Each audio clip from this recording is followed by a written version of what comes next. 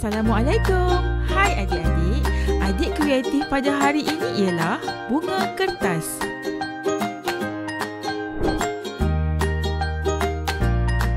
Bahan dan alatan yang diperlukan ialah kertas warna, gunting, pita pelekat, pen biru dan lollipop. Langkah pertama, lipatkan kertas warna menjadi bentuk segitiga. Langkah kedua, silang dan lipat hujung kertas pertama dengan hujung kertas kedua. Langkah ketiga, lukis bentuk separa bulatan di atas lipatan menggunakan pen biru dan guntingkan.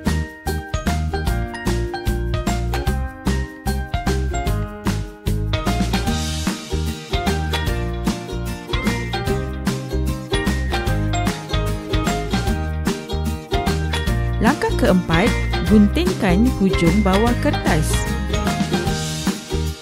Langkah kelima, guntingkan satu garisan kelopak bunga dan masukkan lollipop.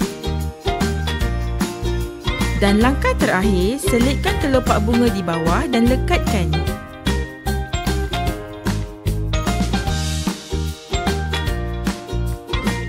Kemudian, hias mengikut kreativiti.